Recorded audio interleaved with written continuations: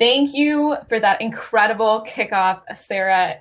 Thank you so much for that incredible kickoff, Sarah and Kelly. I have very fancy shoes to fill today for our first panel, but I hope you all are caffeinated and at the very edge of your seats. This session is particularly near and dear to my heart. As I am the community lead of LWL, I have the incredible privilege of talking to many women entrepreneurs. And this year, more than ever, I kept getting questions and talking about how I build community around a product and a company. So we thought long and hard about who would be a fantastic fit for this. And I'm so pleased to welcome our brand and community rock stars to the virtual stage to share their journey on building their brand and how they built this cult-like following. Joining me today is Sadie Kurisman, founder of 305 Fitness, Cassie Abel, founder of Wild Rye, and Jasmine Jones, founder of Cherry Blossom Intimates. Ladies, welcome to the main stage. Can you give us a hello and one word on how you woke up feeling this morning? Cassie, let's start with you. Hello. I'm so excited, everybody. This is amazing. I love a sweet intro.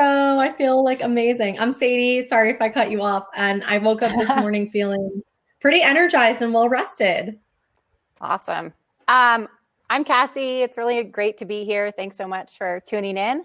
I have to say I woke up a little frazzled because my small child was screaming at me earlier than I wanted to get out of bed. So, but I've had my caffeine and I am super stoked to spend the next 45 minutes with you all. Good morning.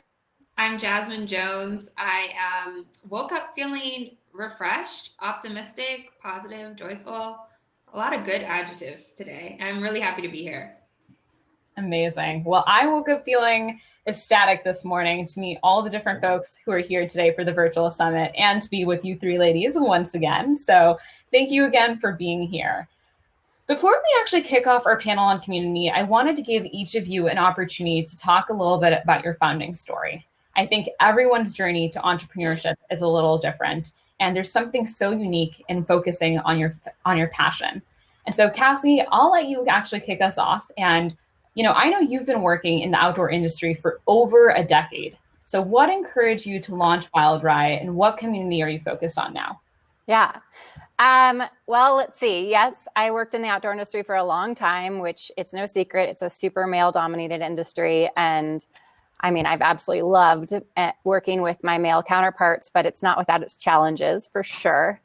So when I left my bigger brand, having attended just about every industry event known to man or woman. And I found that I was frequently the only woman in the room. And in addition, people weren't really paying attention to women's needs when it came to outdoor and active lifestyle apparel, cycling, ski sports, action sports. So we launched Wild Rye to change that. We launched Wild Rye to bring women better option, beautiful and technical mountain apparel.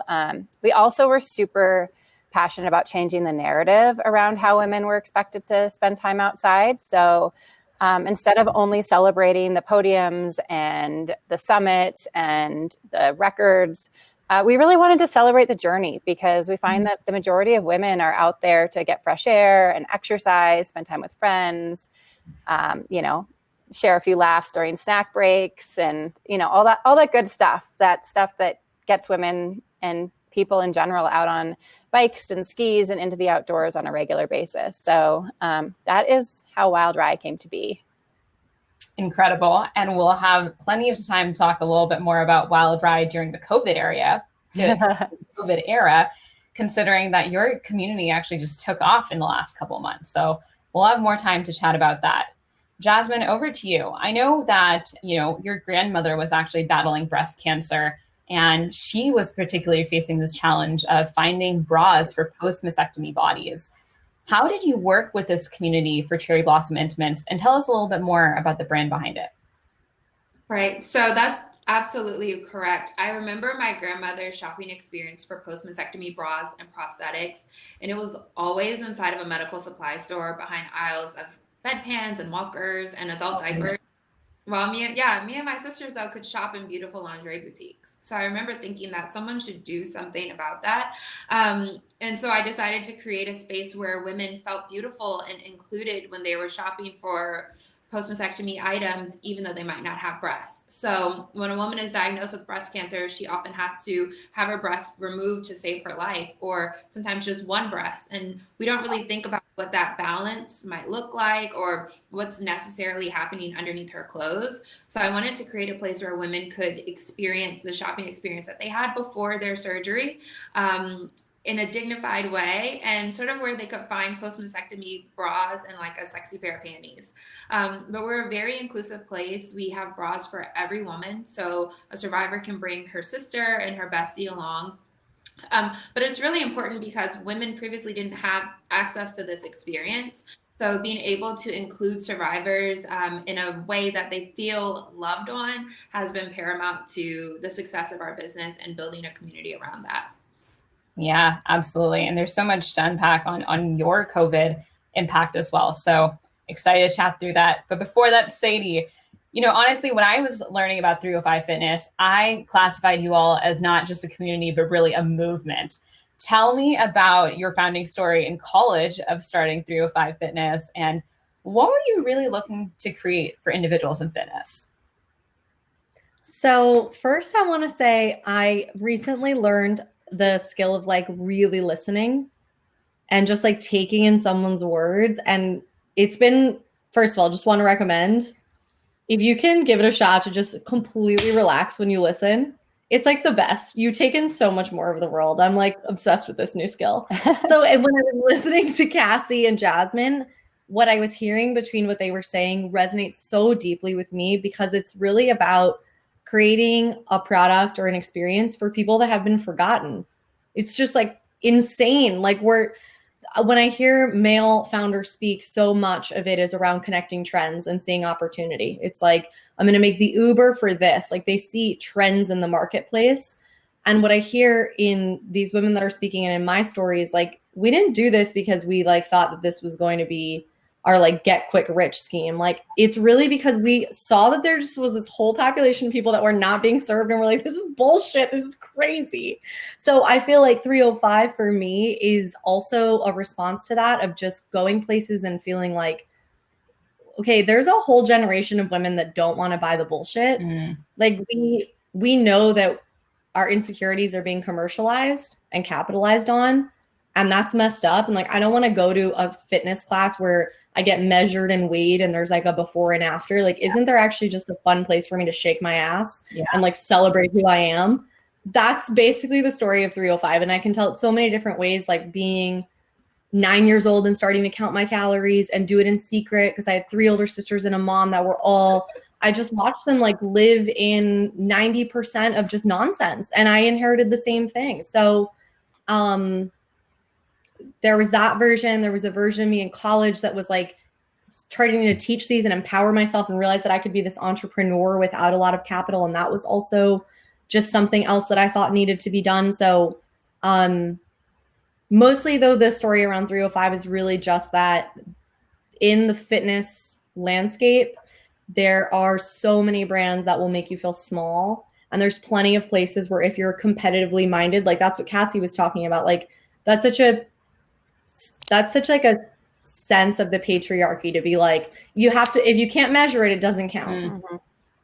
Like, what do you mean? So we don't do calorie counting. We don't do heart rate monitors. We don't do like before, like we won't do any of that crap because there's actually for every person like that, there's another person who's like, I just want to dance and have fun. Yeah. So that's what we do at 305, which is we empower people to actually express themselves louder and love themselves harder. And it's so beyond just being like a one-dimensional fitness class. That's beautiful. I mean, 2 things from there that I just want to shed some more light on, which is, first off, you brought up this notion of forgotten communities, and really behind every product is a community. Consumers today are not just buying a product, they're buying into a community. And so that's so, so important. And the second thing, Sadie, which actually takes us to our next question, is authenticity, right? Like having something unique about your community and having this voice where your consumers and customers actually feel like they are welcome. And so I want to take us to when all of you actually were launching your brand, how did community and the sense of authenticity actually drive some of your decisions during that launch journey? Jasmine, if you want to kick us off. Yeah, absolutely. So for me, it was always just been very organic that I didn't want women to ever feel that they were ostracized or different just because they had one breast, no breast. So we actually rolled out an offering of custom breast prosthetics that come in 36 different skin tones so that a woman can choose her breast, her new artificial breast, in the same way that she chooses her foundation shade at the makeup store, because we didn't want women to feel like they had to be beige or that, you know, they had to kind of suck it up and live with that as the only option. With these custom breast prosthetics, we can also offer custom like nipples and add freckles and veins. So all of that makes it feel really authentic to who she is. So that was paramount. But secondary, we didn't want anyone to feel that they couldn't come into our boutique because we only had small sizes. So traditionally, lingerie stores stop at like a double D. Maybe you get lucky and find a G cup somewhere. But for us, we have bras in over 200 sizes from A to O, and then from 28 band to 56 band. Yeah, we have over 2,000 bras in stock. I'm actually sitting in a fitting room right now.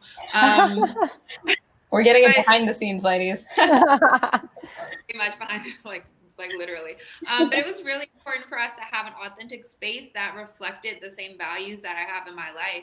We welcome trans populations. I fit women in wheelchairs. I fit women who are pregnant, just every stage of their life, undergoing chemo, undergoing radiation, because all of these women are women who have the same need. And ultimately, as soon as we were able to find what that need was, we had a community that was very easily built around it. And the great thing about women is that we can be so accepting and loving to one another. And that actually really helped to propel our business financially, because word of mouth traveled really quickly that, hey, you know, you don't have to be a size 2 or a size 4 to shop there. And we accept breast cancer survivors. All of that started to build and shape a model of authenticity that we probably could not have otherwise expected. Yeah, no, absolutely. And I truthfully didn't even know that there was no size that existed. So that just goes to show how limited. What was that, Jasmine? It sells out so fast, you know, and that's the thing, because it's hard to find women who are actually an O cup, like they'll buy 4 of them at the same time. So, I mean, I guess we'll probably talk about that later, but there is huge financial opportunity in serving underserved markets. I think this group on this panel has really found a way to tap into, but it's unlimited potential for us. Yeah. Sadie, anything that you want to add on the launch story and bringing that voice of your community? She's such a rock star. I'm just like still like amazing. The question was around oh, you lost my video. Am I back? All good? I gotta chat. Sadie's video. Can you see? The question was around authenticity and community and the launch of it. Yeah, so it, like many of the women on this panel, it came from a personal experience. So it's just authentic by nature. I certainly didn't hire a branding agency to, you know, when I first started, to like tell me like what the brand meant. And even when I have worked with designers or like anyone that ever is an intern who's running social media, it's like really important for them to be able to understand my story and get in my head, because 305 and me, like it really is one and the same. It's hard really for me to distinguish those like two brands. I mean, I don't know. I could answer this in so many different ways, and I probably should have thought about it. But I think what was cool about 305 was early days when I was teaching in college, is it really, again, I wasn't like I went to school with the guys who went on to go start Casper, and they were in the same business pitch competition actually that I was in. And that senior year, when I became interested in entrepreneurship, I was the student in college studying like gender studies and like international relations and like finding my way. And I started teaching these fitness classes, and I was like having a blast. And then people were like, okay, instead of Latin music, because I was teaching Zumba, like, can you play a little bit of this kind of music? And then I hired a DJ, and the DJ just played whatever he wanted. And then it became this like spontaneous dance party on campuses. And I hated the athletic director that I worked for. He was like the middle-aged university tenured athletic director who like played sports. Like I couldn't stand him. Like he and I were like arch nemesis. And every semester I would go to him with this like case about why I deserved a raise, because I was clearly like bringing in the numbers, and he was just like, he wouldn't give me the raise. Oh wow. So my senior year, when I had like no excuses left, I was like, okay, F you, I'm going to start my own little competitor on campus. I'm taking my students with me because we had like 200 kids in the room. And it was like just totally like an F you. Like, again, I wasn't like looking to start a business. It was just like, this was just like this passion project. So there were no spaces on campus. And this was pre-Uber. I'm so old. This is 2011. So like, guys, like, I don't know if you went to college, but like, if you were on a college campus, you couldn't just like get somewhere else. Yeah. So the only space I could find on campus that wasn't university, like owned by the university, was Hillel, which is like, you know, the Center for Jewish Studies. And I'm technically Jewish, but I like had never stepped foot in Hillel. So, but someone was like, there's, you know, here's a tip for you to find some space on campus and bring your customers. So the rabbi and I struck a deal. That was like the joke. And he let me use his space every night when they were closed. And I teach at 9 p.m. at night. And like, it was like me and my best friend was the bouncer at the door. And I charged $5 cash, and I made $40,000 in one semester teaching these classes. So when I say like, that was also part of the authenticity, was that I was just like, fuck, what do you mean? Like, I can just go out there and do this and like start this, and I don't need an MBA to do this. Like that was really gratifying to me, because the world of entrepreneurship on my college campus was very much like I described, like, well, you know, I want to become a billionaire. So that's what I'm going to do, is I'm going to apply myself and like learn accounting. And my journey was like so much more grassroots and figure it out along the way. Yeah. Yeah. I mean, I couldn't agree more. And by the way, I don't know a single person who's gone through college without changing their majors at least twice. So you're totally good. I think it's really captivating, though, how you were able to kind of prove this problem and need before you even started investing in it as a business, right? This was like your passion project, Sadie, and then it turned into this entire ecosystem of just dancing for fun, right? And so I love that angle of it. And I think it's really transparent in how you launched. Cassie, I'm over to you for a second here to see if you have anything to add to that. Yeah, I mean, Wild Rye started cultivating our community minute one, because we really wanted to bring our customers or future customers things that they actually wanted and needed. And so we did a lot of back and forth communication with customers. And, you know, our journey is a little different, because we have really long lead times and like major financial investments that are required to bring our product to life. But we started just having these conversations with our customers and understanding better how they play outside, and and honestly, it's how I play outside. And I was a former competitive collegiate athlete, but now that I'm well beyond that, and Sadie, you say you're old, you're not old. But like, you know, as I've gotten older and older, like, I don't want that competitive, you know, feeling when I'm out on my bike or out skiing. I want to spend time with friends. I want to like breathe that fresh air. And that's, I mean, I think one of the things that our community has really resonated. And like Sadie said, you know, the Wild Rye brand is a lot of who I am as well. And we support the causes that I'm passionate about, and, you know, are dedicated to elevating our fellow female founders and supporting women's rights and protecting our environment. And, you know, that's who our customer is too. So I don't know if that's directly answering the question, but it's, you know, I feel like Wild Rye has grown up with our community in a lot of ways, and they've definitely driven a lot of who we are today. And yeah, I mean, it's kind of one and the same. We're all in this together, and our community is just an incredible group of cheerleaders for us, because we create something that they want and need, and create this safe space and this welcoming space to be who they are. And that's a lot, again, of what both Sadie and Jasmine have said, is just creating the space for people that want to engage in something that they love in the way that they want to love it. Yeah. Let's talk more about that actually, because I really want to double click into this idea of connection.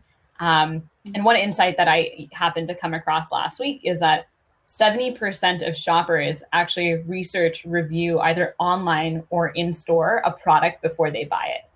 That is astounding. I mean, Sadie, going back to 2011, I mean, folks were probably just walking into Macy's and buying whatever they could, right?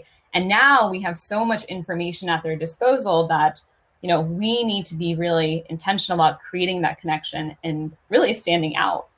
I'm curious how each of you have taken on that part of this journey, which is actually creating an authentic connection with your community. Sadie, why don't you start us off this time? Sure. Well, I'll just give you an example, I guess, of something that's happened really recently. So we have a certification program, an instructor certification program, where we train people who like to dance to become a 305 instructor. And some people just go through the training because it's like, I want to learn how to do this and this looks fun and I could like feel more confident from it. And then a lot of people actually graduate and they go on and they make this kind of like their side hustle. Oh, cool. So even in a pandemic, they start teaching online, outdoors, that sort of thing. It's like incredibly empowering. They become like what I did in college, which is they're actually putting food on the table. A lot of them are young moms, and it's just like, it's amazing basically to see this like next generation go out there and do it. So they don't work for us. They're like our licensees and they really can do whatever they want with it, which is awesome. But an example of creating that connection is we have a Facebook group of these certified instructors. And technically these are our customers. And there's a lot of, you know, what the Facebook group is intended for, which is sharing learnings. You know, one instructor will share learnings about what's working, what's not working, or celebrating wins, or, you know, making suggestions. But there's like a certain group of entitled Karens that use it for, I'm going to like get as many people to complain about this one issue. And the thing about that kind of person is like, what we do is we empower people. That's our mission at 305, right? So it's a very fine line between I feel empowered, I'm going to like speak up, and like I'm entitled, and until the world is perfect for me, like I can't be successful. That's not what we're building this for, but it's such a fine line. So an example of being like having that authentic connection is one of the most profound things I ever learned about setting culture is that as the CEO, you know, they say like as the CEO, your job is the editor and you're constantly editing the team. But like for me as the CEO, my job is to constantly clarify for people what's within the bounds of our community and what actually is like, you actually have to leave now. So like an example of this was last night we had a Karen complaining and I just straight up like wrote her in front of everyone. Like, could you please explain what you mean by this? It doesn't sit well with me and here's why. And like, I think a lot of people would be like, but that's your customer. And I'm like, get the fuck out of here. Like, I just don't care. So I think that when people really believe that authenticity for me, that like, I'm very serious about what happens within the community. And I really just don't care if you don't want to pay us $100, like you really can leave. You have to really want to be part of this system because it's not just porous. Yeah. Cassie, what do you think? How has that connection emerged for you, especially, you know, since there are other mountain apparel brands as well? Yeah, I mean, I think one thing that the outdoor industry has done for a long time is celebrated professional athletes. And we recently revised our ambassador program. We've always sought women who are already, you know, a fan of what we were doing for the most part. But we recently revised our ambassador program to be pro teamers. And by pro, we mean professionals at life. So women who are involved in their communities, women who have careers, women who love to play outside, but they're pilots, they're nurses, they're marketing professionals, they're like everyday women, and they're very talented at their sports and are inspiring individuals, but like making them more relatable because very few of us can actually get paid to ski every day, like very few. And I'm not one of those people, just to clarify. And so we wanted to bring this ambassador team of women that like really were women from our community. But yeah, I mean, that's one way we've started to build an authentic connection. And then, you know, we've had a few sort of bold commitments to supporting causes that are polarizing in recent months. And, you know, a lot of that has stemmed from the election and concerns with the election. But we, you know, launched a Fragile Like a Bomb tank where 100% of net proceeds went straight to Planned Parenthood. And, you know, we got a few emails saying, sorry, you've lost me as a customer. And we had to be okay with that because the majority of people were so thrilled to know that this brand was standing up for something that this whole, you know, the majority of this community believes in. And I think that standing up for something really makes you stand out as a brand, and it really tightens the community that matters. And, you know, I don't think brands can get away with not standing up for anything anymore. And I think smaller brands are the first to lead the charge in this, and the bigger brands will eventually be forced to follow. But I don't know, that's something that's really made me feel even more passionate about my community, is just knowing how much they believe in this stance. So. And for us, it was so important to bring people actually in our physical space. So we're really fortunate that we have a 2,000 square foot boutique, but it could be easy to just rely on foot traffic and nothing else. But we would host events in boutique that were catered towards special demographics. So it let women know that we existed, and it also built a customer base. And it was a place where they could gather. And what we did on top of that was offer it for free. So sorority groups would meet up. Book clubs would meet. We would do book releases, book signings, product signings.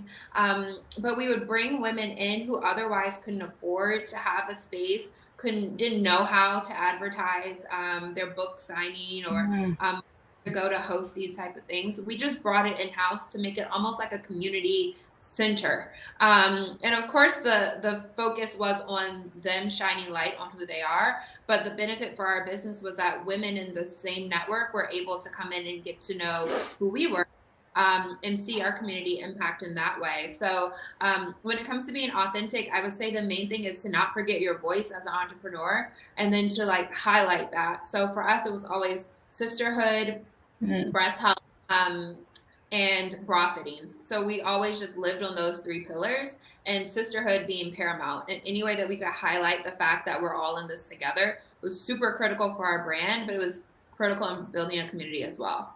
Yeah. Yeah. What I inherently heard from all three of you was actually focus, right? Like, you didn't launch your brand committing to every cause, value, pillar that existed out there. You had to be really intentional about what was core to what you were building. And so that is something I hope our listeners can take away too, that, you know, find what you want to focus on, figure out what that unique voice is, and champion that with your launch story as well.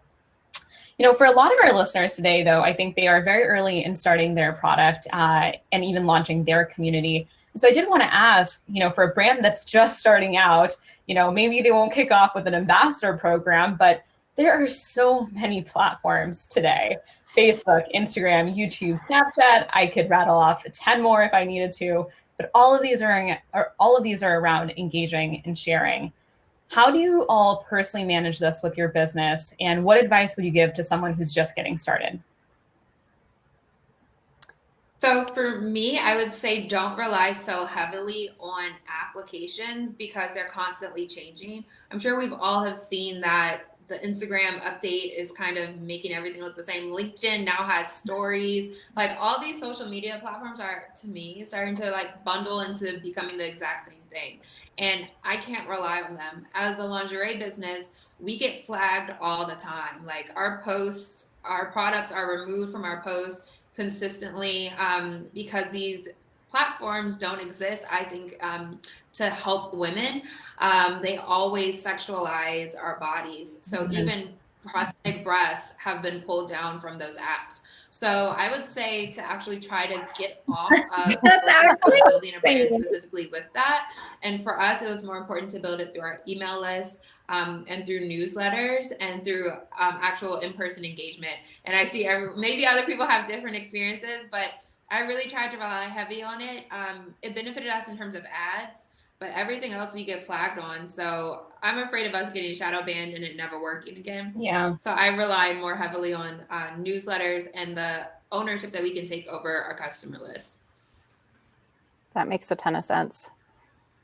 I mean, I agree with Jasmine 100%. Like, newsletters are most important. We have a blog, Wild Ride Journal, that's like, you know, super real talk about women in the outdoors. We did, you know, I interviewed a bunch of women in the bike industry about how they got back on their bikes postpartum for the first time. And that was super well received. So yeah, I mean, newsletter is super important. We are an Instagram brand. I mean, for sure, we have beautiful imagery of things that are, you know, likable with mountains and people doing rad things. We have a little bit of the rad factor there. So Instagram is really helpful. I think the biggest thing is figuring out where your community lives. We also have dabbled in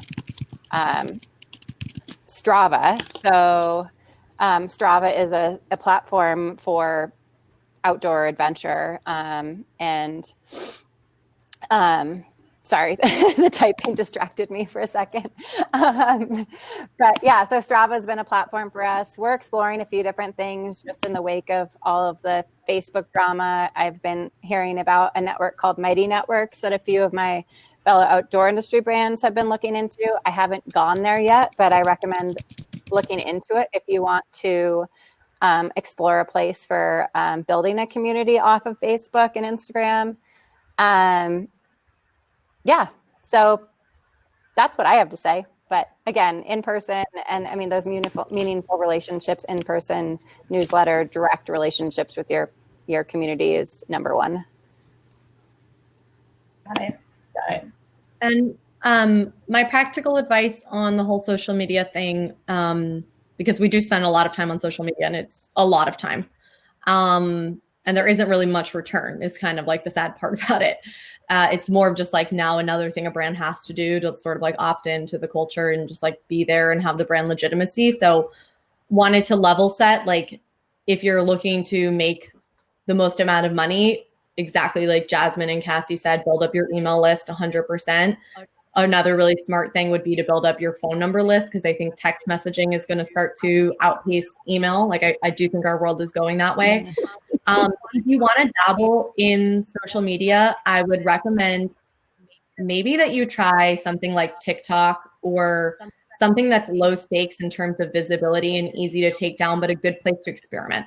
I think that whatever platform you're going to do, what's just really important upfront is that you're learning what kind of content people like. If I could do it all over again right now, I'd probably just be like kind of like super early days. I'd just be sort of hiding on TikTok, seeing what people like. And then from there, understanding what works to bring that over to Instagram and to other channels. But I think finding like one platform to just sort of dabble in, then you can, and get bigger on, then you can dabble in. I think TikTok, I just say, because the opportunity is like, you're not, the time if you have 0 followers right now to grow to 10K, forget it. It's going to take you years and it's going to be exhausting unless you buy the followers. But potentially to get from 0 to 10K on TikTok, and again, I have no idea what that even means, really could be tomorrow. So there's opportunity there. Finally, I'll say in terms of conversion for Instagram, like you should lower your expectation unless you're doing ads. Generally on Instagram, you're good if like 1%, if you're getting 1% conversion on Instagram, with the exception of beauty. If you run a beauty business, you should definitely be on Instagram because conversion rates there are like 6 to 10%. And that's probably because we're just all self-conscious as we're scrolling through social media. And so we see a makeup thing and we're like, fuck. So that's the only exception. Every other category, like my category, super, super low conversion because you're made to stay on the platform. That's the whole point. Yeah. Can I just echo one thing? I mean, I think just the same as finding your social causes or the things that matter, like focus. Don't try to be everywhere. I mean, I don't know, when I was at in my previous world at a bigger brand, they wanted us to be literally everywhere, and it just spreads out your audience and dilutes your message. So, you know, find what works for you and your community and really focus your energy on that. It's just too much work to try to manage 8 different social platforms, especially as a small and growing business, and it doesn't add a whole lot of value. So, yeah. I think so. I think that makes total sense. And I think there's a sense of validation that you get with these communities, right? You might have more traction on TikTok, as Sadie mentioned, versus maybe beauty in the Instagram space might work a lot better. And so I think there's a little bit of testing and iterating that happens with that too. But I think those are all great pointers for folks that are listening in today. Before we wrap up here, I did want to give a point for all of us to be a little bit more retrospective in thinking about moments where we may have failed or actually let our community down. And I want to talk about this because I think it's really important to capture these moments and really think about how we've learned or changed and grown from these instances. So feel free, whoever feels ready to kick us off. I really do want to hear more about, an instance where you feel like you may have let your community down, and then also how you took steps to course correct that. I'll jump in. Jasmine, can you hear me? Yes, I can hear Jasmine. Hi guys, can you hear me? Yes. You're back. Okay, great. Hopefully you really too much. I mean, I feel I feel that, it can be easy to feel that you're letting your community down, but you never are as long as you're trying. So as long as you're giving 150% to your cause and your organization, then you can never be disappointing them. Yeah. That is a really great framework. And yes, I do want to say that men will be judged off of their potential and women will be judged off of a lot. So give yourself some grace and don't assume people are disappointed in you. And if you're an entrepreneur, it's just super vulnerable and amazing that you're even putting yourself out there. I've definitely let people down before. I would say I've definitely let people more like people who've worked for me down, my team down a lot. I've learned a lot. I have not always been the best boss, as you can imagine. I'm pretty disorganized and like very passionate, and like my deadlines are always tomorrow. So there have been some incredible people who have really given me a lot of time and grace to grow, and I'm really thankful for them. But certainly along the way, I kicked myself over not having braver conversations sooner, or not really, knowing what standard I was looking for because I was figuring it out as I went. Yeah. To what Sadie just mentioned, if any of you haven't started a community yet, if there's one takeaway from this, I want everyone to think about how they can invest in their community early. Because to Sadie's point, it actually gives you an opportunity to grow with your community as opposed to giving off this image of we're going to be perfect in every single instance that this world has to throw at us. And so that early investment can go a really, really long way. Cassie, wanted to see if you had anything to add on the opportunities or steps to actually course correct when you maybe had to take a step back with your community. Yeah, I mean, I think that the biggest places we've disappointed our community is just not being able to do things fast enough. I mean, as a small brand, and that might be kind of a cop out, but I think the biggest thing to course correct is be transparent and own up to any of your mistakes. I mean, right now, like, we don't need more brands that are like, sort of behind a curtain. People want to know what's going on behind the scenes. They want to know why you're making decisions that you're making. They want to know why you fucked up and what you're going to do to fix it if you did mess up. So I think just the biggest thing is transparency. People want to see transparency behind the brands. They want to know who's behind the brand, what they're passionate about, and what steps they're making to improve. So yeah. I couldn't agree more, right? Like when you actually think of a person behind a product, it makes you a lot more empathetic for what you are buying into and what you are actually experiencing, right? Yeah. It's not just a product on another aisle, on another rack at a store, right? Yeah. That's so important. Before we go to our last question, Cassie, I did want to give you an opportunity to talk about how COVID has impacted your business. And I know we've chatted about this before, but when Wild Rye was just getting started in March with your second line of inventory, it sounded like things were going south, and then everyone decided they wanted to be a biker, right? Yeah. So I wanted to talk a bit about this just for a second, because you were answering this question of, we have our early adopters, our bike enthusiasts, and now you are, delivering to a much wider audience. How do you think about continuing that authenticity, that voice and connection as your community grows? Yeah. I mean, as Ronnie said, we, everyone had that panic moment in March when the world shut down. In addition, I got COVID and I had a 2.5-month-old baby, and our website got hacked, and we had retailers threatening to cancel purchase orders. And My dad had a heart attack. I mean, the list continues. It's just like, it was just like, kick me while I'm down. And then honestly, what pulled me out of it was just finding something that mattered and bringing that to our community. So we did this campaign called Masks for Mountain Towns, where I can't remember exactly the details, but basically we worked with one of our factories to bring medical masks to mountain towns, which were some of the first affected at the highest rates by COVID. Anyways, from there, I don't know if it was a result of that or just everyone getting outside, but our industry boomed as a whole. Like the bike industry was up almost 200% over April the previous year. And we definitely got to reap some of those benefits. But in terms of staying true, I mean, I think it just trusting your gut and knowing who you are as a person and, you know, staying true to your core. I mean, the periphery people are not going to be there for you in the same way that your core is on a rainy day. You know, our most loyal customers were the first ones to buy when I had to put out an email. It was like, please consider supporting small business. Like, we want to be here next year. Yeah. And so they're the ones that are going to be there. So, I mean, I think the biggest thing as you grow and as you start to reach more people is stay true to who you are. I mean, don't try to be everything for everyone. Mm-hmm. You know, we're a mountain bike and snow sports brand at our core, and we craft beautiful and technical mountain apparel that works, that fits, that inspires confidence and welcomes more women to the outdoors. And that's who will always be, no matter who else starts to take interest in us. And yeah, we might expand to some new categories, but yeah, I just don't want to waver from who we are and who we were when we started and where we are today. And, you know, we'll continue to be that for our core audience and for all future Wild Ride fans. So yeah. Incredible.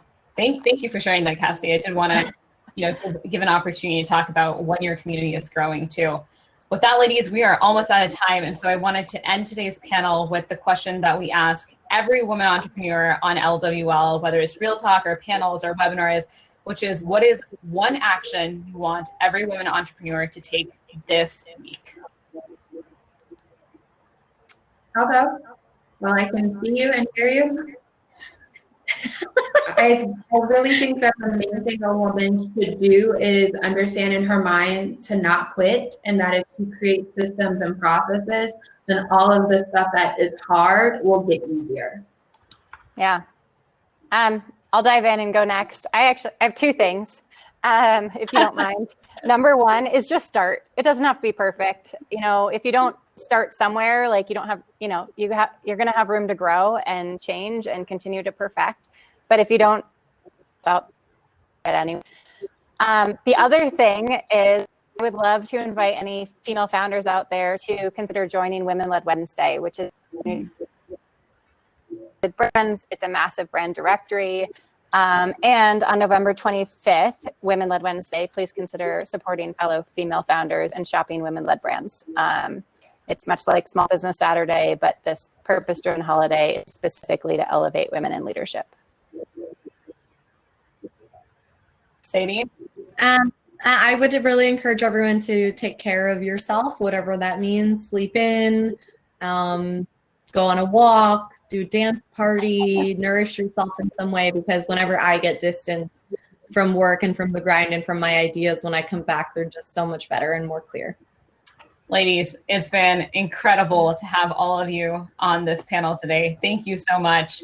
Cassie will be sending out more information about Women-Led Wednesday in our recap, so everyone shop women brands next week. And Sadie, we actually have you back on stage tomorrow for 305 Fitness Dance Class. So maybe you'll see Cassie, Jasmine, and myself out there as well. We're planning to I love it. So thank you so much, folks. Bye, everyone. Thank you. Have a good day.